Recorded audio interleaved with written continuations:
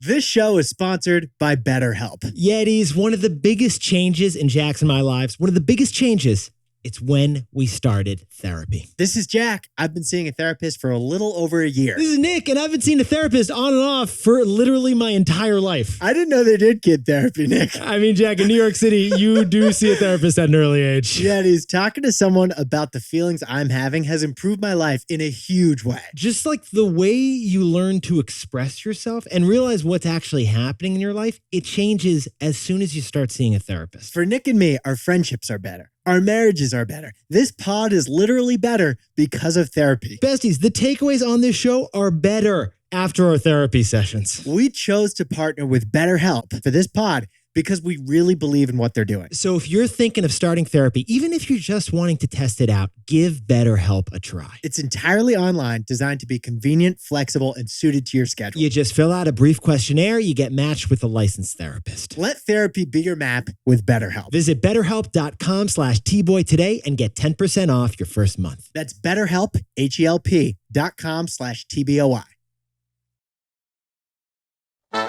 This is Nick. This is Jack. Welcome back. It is Monday, July 10th, and today's pod is just the best one yet. It is a T-Boy, Jack. We have a really cool mix of stories today. Oh, we have a fantastic mix of stories for you, Jack. You want to kick this thing off, my friend? Biggest new thing on Earth is that huge sphere on the Las Vegas Strip. Yetis, the biggest sphere in the world is the future of the concert industry. For our second story, we're looking at China. China is restricting exports to the United States of two of the most important and rare minerals on Earth. Yetis, China just weaponized geology. And our third and final story is Rivian. Rivian. Stock of the electric pickup truck company has surged 80% in the past 2 weeks. Because Rivian isn't selling to people, Rivian is selling to Amazon. Which is selling to us.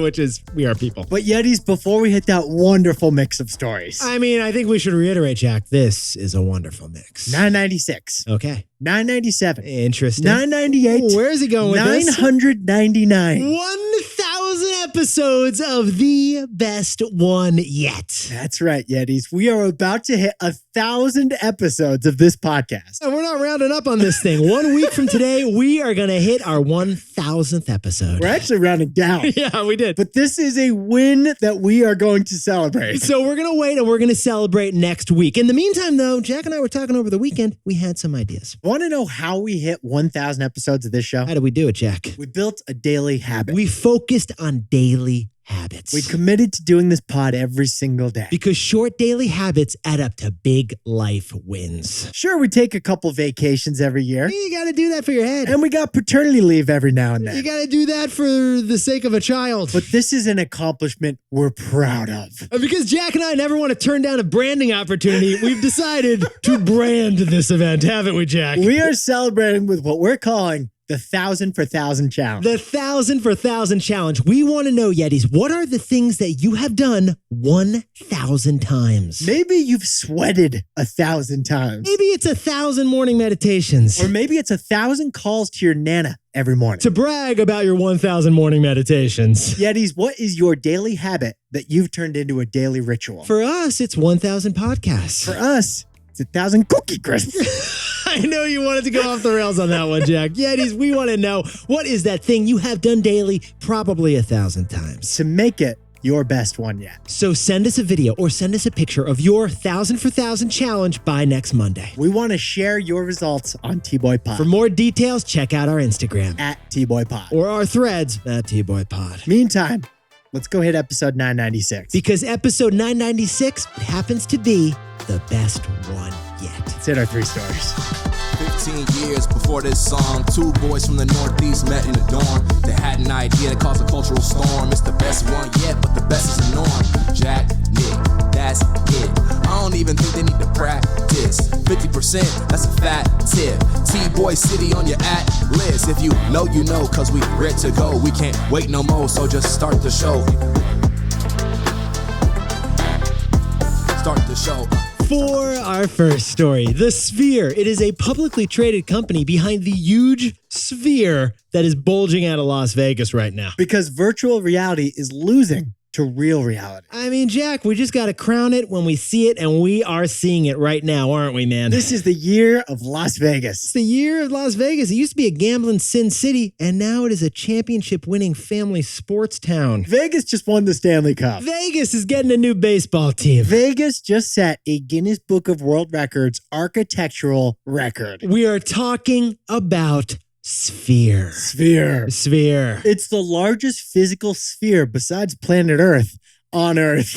Basically, the sphere, it is like the pyramids of Egypt, but there are no hard edges. You've seen videos of this on social media over the past week because it blew the world away last week. This sphere cost $2.3 billion to build. That's half a lift. It's huge. It's wider than a football stadium and taller than the Statue of Liberty. And again, it's a perfect sphere that's half buried in the earth and half coming out of the ground. You can see this thing from space, but Jack, let's go inside the sphere. Let's jump in T-Boy style, talk about what's on the interior. I didn't even know there was an inside. Apparently there is an inside. This is wild. There are 18,000 seats inside the sphere so that you can watch a live concert, a movie, a boxing match. Could you do a live podcast? Maybe. Okay, we'll run with it. Jack, I would watch a Yo-Yo Ma quintet in this thing. Bring the cellos out. Glad you mentioned Yo-Yo Ma, because the sphere will host concerts. There's a stage for the performers, but there's also a spherical IMAX screen enveloping the entire audience. Yetis, this sphere, it has as many seats as Madison Square Garden, but if you see Taylor Swift perform there, it's going to feel like you're on Jupiter. The opening act is in September, and U2 is going to be on stage. But in this sphere, Bono is probably going to get vertigo. Hello. Yeah. But Yetis, here's the key about this sphere. Here's what Jack and I found fascinating about this project. This is the first live events venue where the outside is more impressive than the inside. Because the world's biggest sphere on the inside has the world's biggest TV screen on the outside. That's right. The interior is an entertainment venue, but the exterior is also an entertainment venue. Yeah, we learned that this past week when they turned the screen on July 4th with an LED light show on the exterior of the sphere. Yeah, this sphere doesn't have a roof. It has a full hemispherical HD screen. And it literally stopped traffic in Las Vegas when it got turned on. This thing is wild. During Christmas time, it's going to be the world's largest snow globe. During Halloween, it's going to be the world's largest jack-o'-lantern. It's quite a visual spectacle. That's hard for us to translate on this audio prod. But it's not just for fun and games. There's actually a business point here because this screen is a profit puppy. Yes, this is the world's largest billboard. They're going to charge brands enormous sums of money to run the most magnificent ads they've ever seen. This is going to be the first billboard that people actually want to take videos of. They're going to be entertained by the ads. If there was a Pepsi ad on the sphere, I would pay it to see it. You know what I mean? Jack and I would drop $5 to watch a giant Pepsi ad on this giant sphere. Now, who's behind this sphere? It's actually owned by Madison Square Garden, the company that owns the Rangers, the Knicks, and the MSG TV network. In fact, MSG Networks likes their sphere so much, they renamed their company Sphere. If I had a sphere, I would call myself Sphere too. Until we get sued. So, Jack, what's the takeaway for our buddies over at Sphere? Virtual reality keeps on losing to real reality. Yeah, these Facebook, they changed their name to Meta, and they're spending $1 billion every single month on the metaverse. Apple fast followed, unveiling AR goggles that you need a mortgage to buy. But Meta's metaverse business, it is minuscule. And Apple's goggles are a huge question mark. In the meantime, Americans, we're spending record amounts of money on real-world travel and restaurant entertainment. Yes, this sphere features screens and technology, but you have to be there physically in real life to experience it. Because despite all the hype, virtual reality keeps losing to real reality. For our second story, China just weaponized geology because America weaponized technology. And this reminds us all that nobody wins in a trade war. In a trade war, there ain't no winners. Put that on a pillow. Jack and I, we wanted to visualize how much stuff we buy from China. Well, we looked it up. America buys more stuff from China than the entire GDPs of Israel or of Austria. Yetis, we got more stuff stamped with made in China than the entire economies of entire countries. Our number 2 trading partner is Mexico, but we buy half as much from Mexico as we do from number 1 China. China, they got that number 1 spot. They're really our bestie, our favorite, our friend when it comes to trading. That is the big reason that Janet Yellen, America's Treasury Secretary, visited Beijing last week. Yeah, she's trying to make sure we don't break up economically from our number 1 favorite trade partner. Well, here's the scary news that you should also know about. China, they got a monopoly on the rarest metals on Earth, and they just decided to weaponize them. Specifically, these 2 rare minerals. Jack, can you whip out the periodic table for us over there? I think it's a periodic table, yeah. Germanium and Gallium. Germanium and Gallium. They're located on like the right side of the table. They're like right near aluminum, but like to the left of zinc. You don't find these on a charm bracelet. You find them in computer chips, in solar panels, and in electric cars. These are not only rare metals, these are valuable metals. They're critical, and China happens to control 90% of the world's rare minerals. All right, Jack, let's not let that one slide. Can you repeat that stat for us again? 90% of rare earth minerals are controlled by China. Yetis, we're talking about the gold of the 21st century, and 90% of it is over in China. So China's got some leverage, and they announced last week that they're going to restrict sales of those 2 crucial rare minerals to the United States. But Yetis, before you get too frustrated at China, Jack, can we back up and talk about why China is doing this? China is doing this because the United States has restricted sales of our high-end computer chips to China. So China's restricting sales of their rare earth metals because the United States restricted sales of our rare high-end computer chips. It's tit for tat. We're the one country that happens to make these chips, so our move happened to hurt China. So now China is tatting our tit. Or they may be titting our tat. You say tomato, I say tat. So Jack, what's the takeaway from... You say tomato, I say tariff. So Jack, what's the takeaway for our buddies over in China? Nobody wins in a trade war. Yetis, we said this in 2019 when the trade war with China began, and we're saying it again. Nobody wins in a trade war. Yetis, by limiting exports of these high-end chips to China, we are depriving China of high-end technology. And by limiting rare metals to us, China is depriving us of making the chips we need. Add it all up, our trade war with China, it's lose-lose economically. Yeah, it is trade war.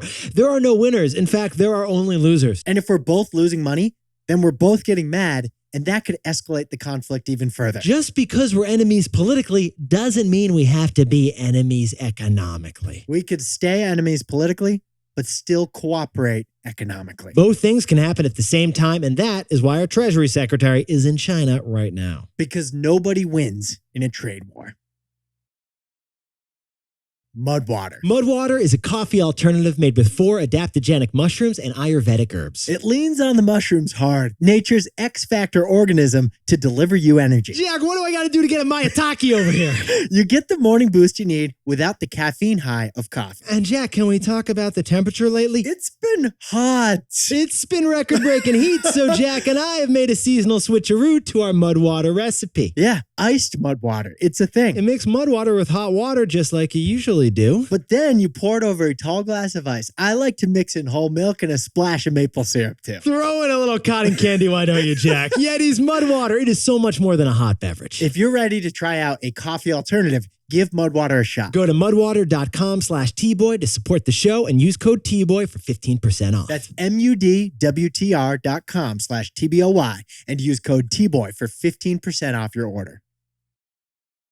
For our third and final story, in the last 2 weeks, one stock has dominated all the other stocks. And what is that stock, Jack? It's Rivian. Rivian stock is up 80% in the past 10 trading days. Because Yetis, this electric truck company is a binary stock. It's either going to 0 or it's going to 100. But in order to properly tell the story of Rivian right now, Yetis, Jack and I, we got to tell you about our buddy Timmy. Not that Timmy, the other buddy Timmy. We actually have 2 buddy Timmys, and this is the other buddy Timmy. This is our West Coast buddy Timmy, not the East Coast buddy Timmy. This is the first time this buddy Timmy's been mentioned on the show, I think. And this buddy Timmy happened to pre-order a Rivian SUV exactly 3 years ago. He's the first person we knew who was on the wait list at Rivian. Yeah, but here's the problem. For the last 3 years, Timmy never got that SUV. He's been on the wait list for 3 years. He saw all these Rivians driving around his neighborhood. It was cruel and unusual punishment. Until last week. He finally got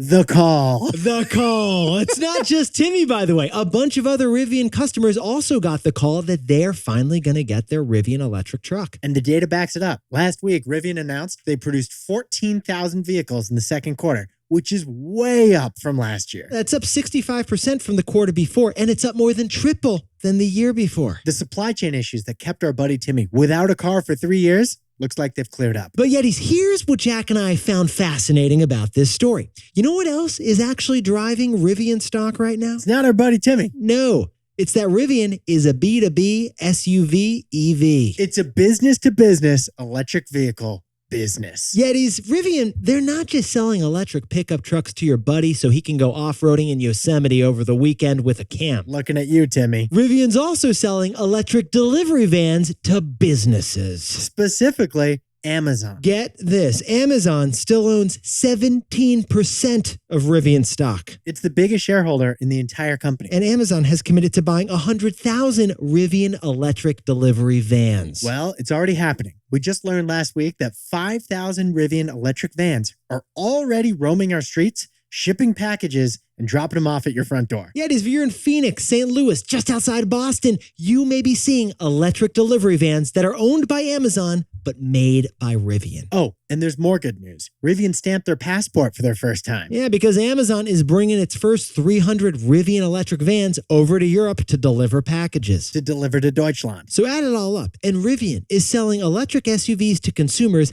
and electric commercial vans to businesses on 2 different continents. Now we see why the stock is up 80%. That's why the stock is up 80%. There's actually another reason, though, and it's our takeaway. So, Jack, what's the takeaway for our buddies over at Rivian? Rivian is a binary stock. It's either headed for boom or headed for bankruptcy. There's no in between. Yetis, the last time we talked about Rivian, we calculated that they only had 2 years left of cash left. If they kept losing money like they had in the past, Rivian was headed for bankruptcy in 2 years. So the stock fell 90% from its IPO because people were worried it could go bust. It could go bankrupt. But now Rivian is bubbling with good news on both the consumer and the commercial side. So on the one side of Rivian was the risk of bankruptcy and the stock going to zero. On the other side is the potential that Rivian becomes the next Tesla and the stock continues to soar. Because Rivian is a binary stock. The downs are way down, but the ups are way up. Because they're going one of 2 ways, boom or bust.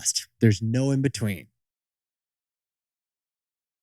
Jack, can you whip up the takeaways for us to kick off the week? The Sphere in Las Vegas is actually a publicly traded company that includes Madison Square Garden. And it's proof that real reality keeps beating virtual reality. For our second story, Treasury Secretary Yellen was in China last week, trying to assuage the trade war we have with China. Because nobody wins in a trade war. And our third and final story is Rivian stock. It's up 80% in 2 weeks because our buddy Timmy, delivery vans, and Deutschland. It's a binary stock. It's either going bust or it's going boom.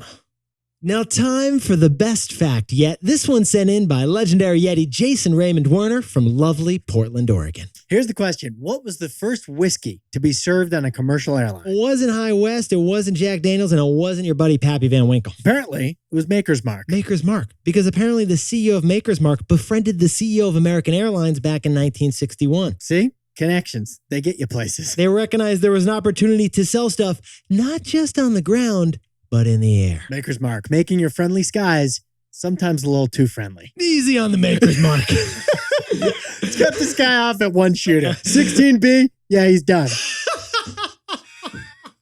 Yetis, you look fantastic to kick off the week. And remember, we want to see your 1,000 for 1,000. 1,000 for 1,000. What do you do every day that you've done 1,000 times you're proud of? What's that thing you've done just like 1,000 times? We want to see it. For us, it's a podcast. For you, we don't know. We want to hear from you. For you, maybe it's making cottage cheese. Either way, we want to see at T-Boy Pod. Unless it's cottage cheese. Yeah, then we don't want to see it. Nick and I, we'll see you tomorrow. Can't wait.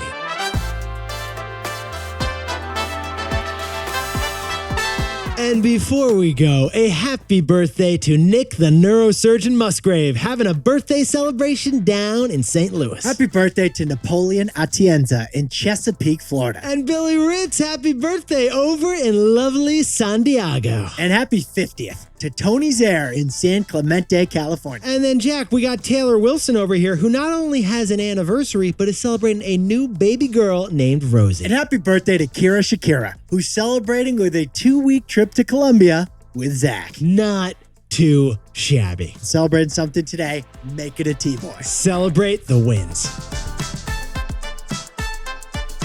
This is Jack. I own stock of Amazon, and Nick and I both own stock of Apple.